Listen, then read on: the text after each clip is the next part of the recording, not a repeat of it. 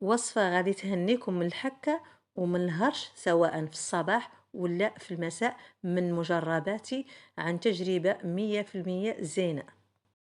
السلام عليكم ورحمة الله وبركاته، بسم الله والصلاة والسلام على رسول الله. أهلا وسهلا بكم على قناة عرب تيب. اليوم عندي وصفة زينة غادي تعجبكم وهتستافدوا منها بالنسبة اللي عنده الحكة، سواء حكة الكزيمة ولا الحكة الشديدة ديال الشتاء، حكة الشتاء اللي كتجي دايما بسبب جفاف الجلد، ولا آه، حكة الجرب، ولا أي حكة كتجي، سواء ديك اللي كتجي في الليل سواء اللي كتجي في النهار.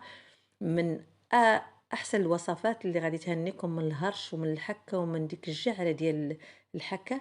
إن شاء الله تستافدوا من هذا الفيديو، غادي يعجبكم. ولكن قبل ما نقول الوصفة، نتمنى تسمعوني وتسمعوني اش غادي نقول مزيان.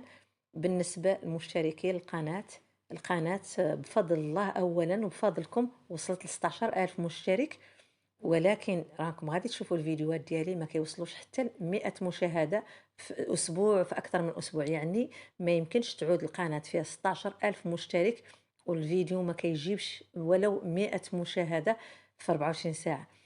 داك الشيء علاش كنطلب من المتتبعين الكرام ديال القناة باش يلغوا الاشتراك ويعاودوا الاشتراك ويفعلوا الجرس، ومن بعد تفعيل الجرس يديروا اشعارات اليوتيوب، يفعلوا كذلك اشعارات اليوتيوب، لان شحال من واحد مفعل الجرس ولكن بما انه ما فعلش اشعارات اليوتيوب يعني ما كيوصلوش الجديد. داكشي باش هاد 16000 مشترك ما بيناش. وان شاء الله كنتمنى تفهموا كلامي فضلا وليس امرا، وديروا بنصيحتي. ودريك لين نمروا الوصفه.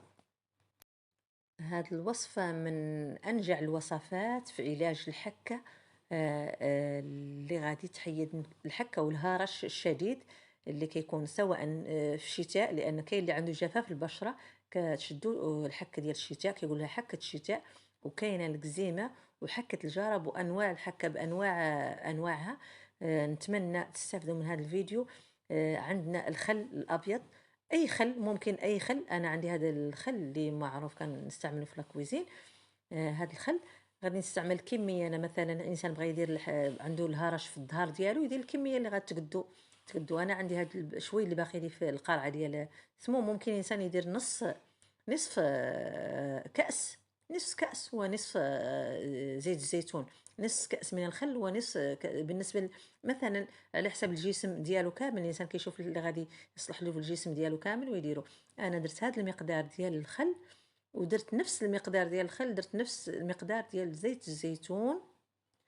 غادي تخوضوه.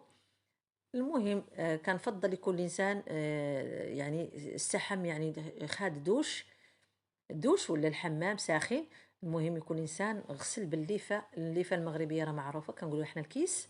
الليفه المغربيه يكون الانسان غسل يعني ويدهن كلشي المنطقة اللي كيحس فيها بالهرش والحكة الشديدة، يدهنها بهذه الوصفة ديال زيت الزيتون والخل.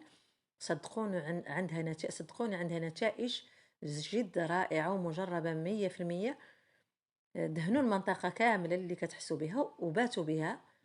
كاين اللي بات بها ويقد يصبر حتى الغدا ويدوش. كاين اللي بات بها ليلتين ماشي مشكل الا بقات في الجسم، الا كان غادي يلبس واحد اللباس ديال الدار اللي معروف عنه ما كيتوسخش، ولكن حافظ على هذاك الزيت في الجسم ديالو مع هذاك اللباس اللي لابس. المهم من بعد يغسل الحمام ساخن باش يتحيد هذاك الزيت مع القشور اللي كتسبب القشره الجافه وكتسبب بمعناها كتسبب يعني الحكه الجافه ولا الكزيمه. ولا صدقوني هذه الوصفه مجربه وان شاء الله غادي تنفعكم.